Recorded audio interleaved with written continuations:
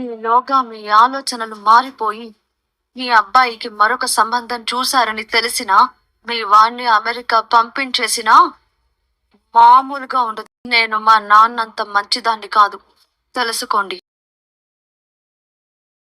పాప బిల్డపు రాజా కోతలు రాయుడు వినేవాడు వెర్రివాడైతే ఈ 2 రాష్ట్రాలు నావే అన్నాడంట నీలాంటోడు. బిల్డపు నోటికి గీతలు ఎక్కువ అన్నట్టు కోతలు తప్ప ఇంకేం లేవు. పెద్ద సైజు పెరగనం బ్యాచ్. ఇదిగో గోదారమ్మాయి, ఆడాళ్ళ మాటలకి భయంకరమైన శక్తులు ఉంటాయంటారు.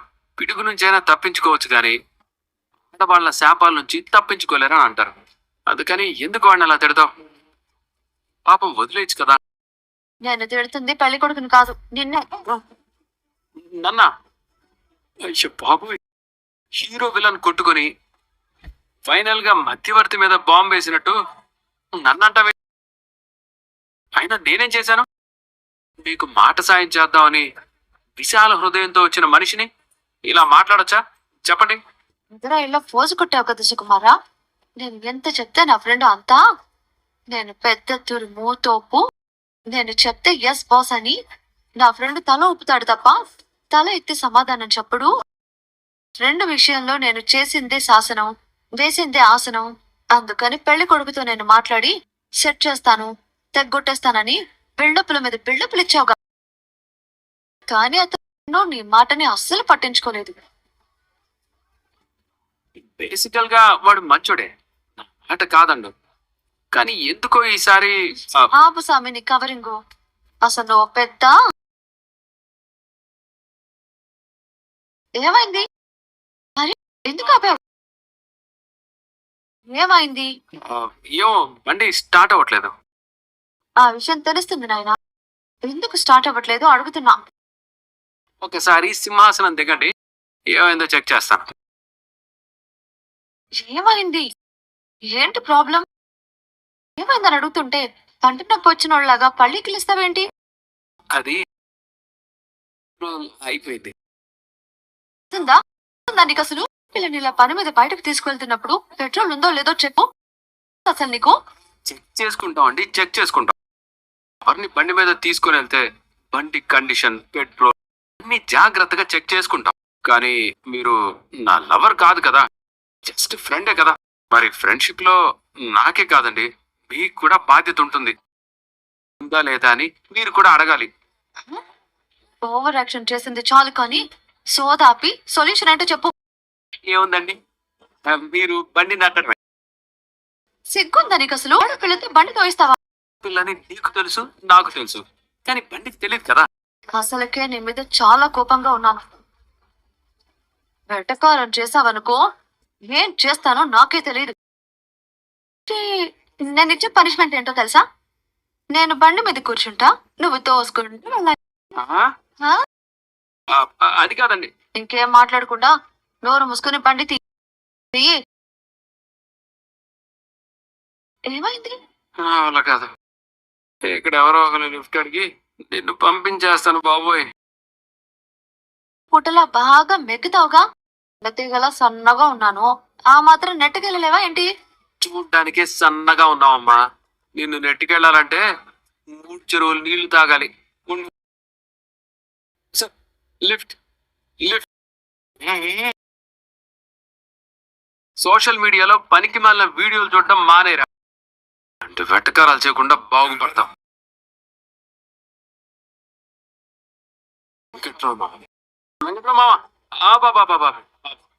ఏంటల్లుడు మావా, కొంచెం తనకి లిఫ్ట్ ఇస్తావా? నా పెళ్ళాం అసలే పెద్ద రాక్షసి. వేరే ఆడావిడ నా బండి ఎక్కారని తెలిస్తే నన్ను చింతకాయ పచ్చడి దంచినట్టు దంచుతుంది. నన్ను వదిలే బాబోయ్. ఇదిగో మనకి బండి నెట్టుకుంటూ వెళ్ళడం తప్ప మరొక ఆప్షన్ లేదు. కొట్టుకుంటూనో వెళ్దాం పదా. బాబీ జనక సురేష్ సార్, ఇంతలో ఇక్కడేం చేస్తున్నారు? పండు వెన్నెల్లో వాతావరణం చల్లగా ఉందని బండి సైడ్ ఆపి ఆడుకుంటున్నాం. ఆగిపోతే కనపడట్లేదరా? ఏమైందని అడుగుతావు? ఈ ముందు చెప్పు ముత్యాలరావు ఎప్పుడో 4 క్రితం పెట్రోల్ కొట్టించాడంట. నా మీద నీకు ఇంత ప్రేమ అని బండి అలిగి బొంగమూతి పెట్టుకుంది. ఇంత చిన్న విషయానికి కంగారు కైకు. మీరు నా బండి తీసుకెళ్ళండి. మీ బండిలో పెట్రోల్ నేను కొట్టిస్తాను కదా.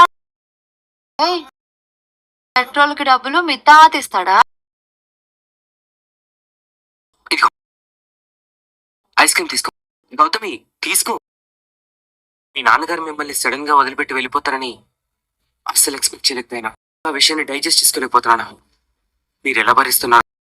ఏం చేస్తాం కళ్యాణ్, ఇదంతా మా తలరాత అనుకుని ముందుకు వెళ్ళడం. పెళ్లి చేసేసుకుందాం గౌతమి. తోడుగా నేనుంటాను గౌతమి. ఎన్ని కష్టాలు వచ్చినా నీ చేయి మాత్రం వదిలిపెట్టను. కళ్యాణ్, నీకో విషయం చెప్పనా? నీతో మాట్లాడుతూ ఉంటే నేను నా కష్టాలన్నీ మర్చిపోతాను తెలుసా. నీతో ఉంటే ప్రతి నిమిషం కూడా నాకు చాలా రిలీఫ్ ఇస్తుంది. అంటే లైఫ్ లాంగ్ నా పక్కనే ఉండిపోతావు గౌతమి. లైఫ్ లాంగ్ సంగతి పక్కన పెట్టి ఇంకో 10 నిమిషాలు లేటుగా వెళ్తే చాలు మా జాను అక్క నన్ను చంపేస్తుంది. ఈ పెద్దవాళ్ళు ఉన్నారే, మనలాంటి పిల్లల ఫీలింగ్స్ ని అసలు ఎప్పటికీ అర్థం చేసుకోరు. సర్లే కానీ ఆ విషయం వదిలే. ఇంతకీ ఏ కాలేజ్ లో జాయిన్ అవుతున్నావు నువ్వు? ఈఎస్ఆర్ లో జాయిన్ చేస్తా అన్నాడు మా నాన్న. నువ్వు అక్కడికే వస్తున్నావు కదా. మనం పొరపాటున కూడా వేరే వేరే కాలేజ్ లో జాయిన్ అవ్వకూడదు గౌతమి. వేరు వేరు కాలేజ్ల సంగతి పక్కన ఉంచు. అసలు నేను స్టడీస్ కంటిన్యూ చేస్తానో లేదో కూడా నాకు తెలీదు. ఏమైంది? తెలియనట్టు అడుగుతావేంటి? ఇన్నాళ్ళంటే మా నాన్న ఉన్నారు, దుబాయ్ లో పనిచేసి డబ్బులు సంపాదించారు, ఏం కావాలంటే అది ఇచ్చారు. ఇప్పుడు ఆయన లేరు కదా. అవును గౌతమి, మీ నాన్న లేకపోతే ఏంటి? మీ నాన్న ఇన్నాళ్ళు కష్టపడి సంపాదించారు కదా, ఆ డబ్బంతా సేఫ్ గానే ఉండుంటుంది కదా. నువ్వు చిన్నపిల్లవనే నీకు చెప్పుండరు. మీ అక్క వాళ్ళకి లెక్కలన్నీ బాగా తెలుసు. వాళ్ళని అడిగి నేను జాయిన్ అయ్యే కాలేజ్లోనే నువ్వు జాయిన్ అవ్వు. ఒకవేళ నువ్వు అదే కాలేజ్లో జాయిన్ అవ్వకపోతే మాత్రం నేను కూడా ఆ కాలేజ్కి వెళ్ళను. ఈ విషయం మా నాన్నకి కరాకనికి చెప్పేస్తాను. ఇకన్నా నాకేది ఇంపార్టెంట్ కాదు.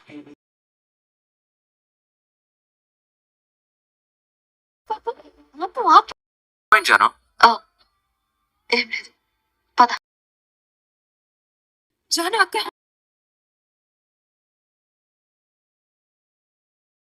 నువ్వు స్కూల్కి వెళ్ళి బాగా చదువుకుని మంచి పేరు తెచ్చుకుంటున్నారా? బావా వెళ్ళాడుకో.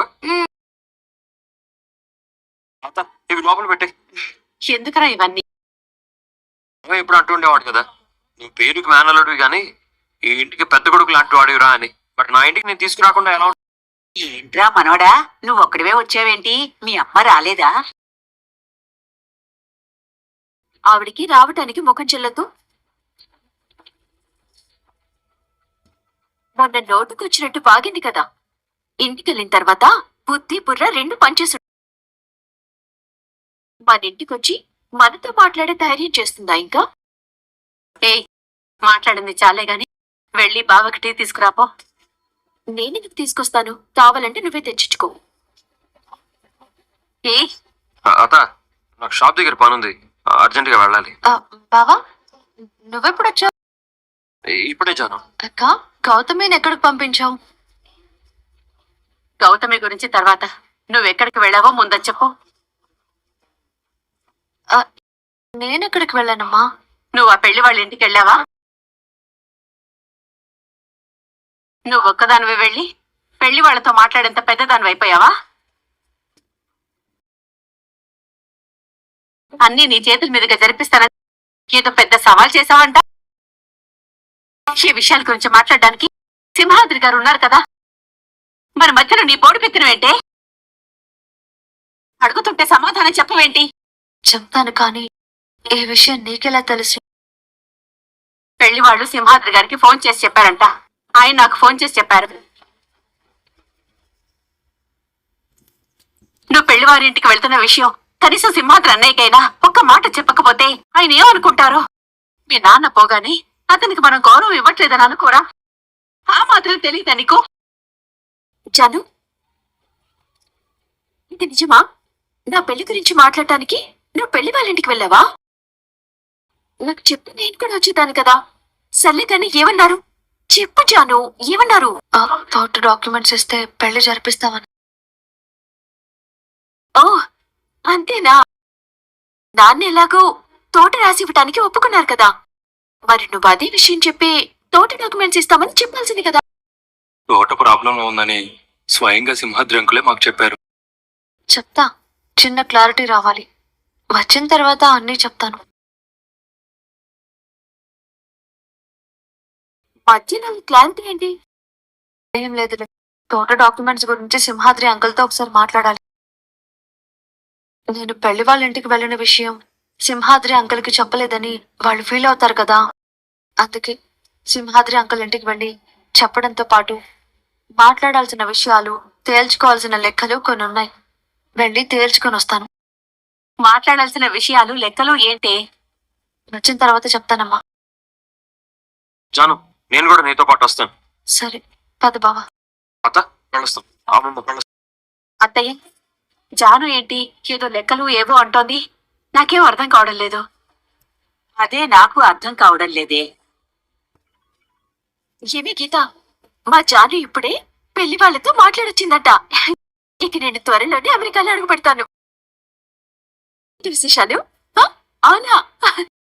ముందు దీని అమెరికా ఫ్రెండ్ ని లాక్కొచ్చి బాగా కొట్టాలి. దీనికి అమెరికా పిచ్చి వదలడం లేదు. సింహాద్రి, నెక్స్ట్ ప్లాన్ ఏంటి మరి? ఏమీ లేదురా. ఆ నారాయణ గారి నిజం తెలిసాక ఎక్కడ నా ఆలోచనలకు గండి కొడతాడని టెన్షన్ పడి నేను శ్రమ లేకుండా వాడి దొండిపోటుతో పోయాను. నేను వెంటనే ఏం చేసినా అందరికీ అనుమానం వస్తుంది. మెల్లగా అందరూ మర్చిపోయాక ఏం చేయాలన్నది ఆలోచిస్తాను. నాకు తెలిసిన అతను ఆ తోటని కొనాలని ఆశపడుతున్నాడు రా. ఒకసారి మాట్లాడమంటావా? ఎంత ఇస్తారండి? 2 కోట్ల వరకు ఉన్నారా? ముష్టి 2 కోట్ల. ఆ పక్కన ఫ్యాక్టరీ పెడితే దాదాపు 10 కోట్లు ఇస్తారా? నేను కంగారు పడి నిర్ణయం తీసుకో. బంగారం నిర్ణయం తీసుకో. దాని గురించి మీరు ఎక్కువ ఆలోచించకండి. ఆ తోట నాది. దాన్ని ఎప్పుడు ఎలా అమ్మాలనే విషయంపై నాకు పూర్తి అవగాహన. ఎవరి తోట ఎవరు అమ్ముతారు? ఎంతసేపు వచ్చి నా ప్రశ్నకు మీ ప్రశ్న సమాధానం కాదా? జాను, ఎంతసేపు అయింది వచ్చి? లోపలికి రా, వెళ్దాం. మర్యాదలు పుచ్చుకోవడానికి రాలేదాంటి. అంకుల్తో అన్ని విషయాలు తేల్చుకుందామని వచ్చాను. చెప్పండి. ఏం లేదు జాను, నా డబ్బులన్నీ ప్లాట్స్ మీద పెట్టాను. ఇప్పుడు డబ్బు ఎమర్జెన్సీ వచ్చింది. నాకు ఊరి చివర జామ తోట ఉంది కదా, దాని పక్కన రోడ్డు పడుతున్నారు. దాన్ని అమ్మేయమని స్నేహితులు చెప్తున్నారు. దాని గురించి మాట్లాడుతున్నా. దాని గురించా? సరే, కానీ మా తోట విషయం ఏం చేశారు అంకుల్? తోట జాను, తోట అంటారేంటి అంకుల్? మా మావయ్య కొన్న తోట. దాన్ని రిజిస్ట్రేషన్ చేసి ముహూర్తానికి ముందు ఇస్తానని చెప్పారట కదా. అంతవరకే చెప్పాడు. అయితే అసలు విషయం చెప్పలేదా జాను? ఏ విషయం అంకుల్? అంటే నీకు కూడా చెప్పలేదా? చెప్పే ఉంటాడు అనుకున్నానే. మీరు కంగారు పడతారని చెప్పుంటాడు. అంటే ఎంత ప్రేమ వాడికి. అలాంటి వాడిని తీసుకెళ్లిపోయాడు ఆ భగవంతుడు. ఏం జరిగిందో అర్థమయ్యేలా చెప్పండి అంకుల్. మీ నాన్న ఆ తోటకి పూర్తిగా డబ్బులు కట్టలేదమ్మా. ఆ జానుతో కలిసి బండి మీద చక్కర్లు కొట్టావంట. అసలు ఏంట్రా దాంతో నీకు సావాసం? రోజు నువ్వు వాళ్ళ ఇంటికి వెళ్ళి పరామర్శించావు కదా, అలాగే జానుని పరామర్శించడానికి వెళ్ళా. పరామర్శ అంటే బండి మీద ఎక్కించుకొని ఊరేగించడం. ఇంకోసారి ఆ అమ్మాయి ప్రస్తావన కూడా నా ముందు రాకు. అయినా ఎందుకురా జాను మీద నీకు అంత ఇంట్రెస్ట్? ఏంటి విషయం? అమ్మగారి దగ్గర మొహమాట పడతారేంటండి? లవ్ అని చెప్పండి. తోటకి మొత్తం డబ్బులు కట్టినా కూడా కట్టలేదని మళ్ళీ కొత్త అబద్ధం పెడుతున్నాడు. జాను ఇది ఎంతవరకు సాల్వ్ చేస్తుందో చూద్దామండి. ప్లీజ్ ఇప్పటికైనా లైక్ చెప్తే లైక్ చేయండి, అలాగే నచ్చితే ఛానల్ని సబ్స్క్రైబ్ చేయండి. Please like and subscribe friends. Thank you.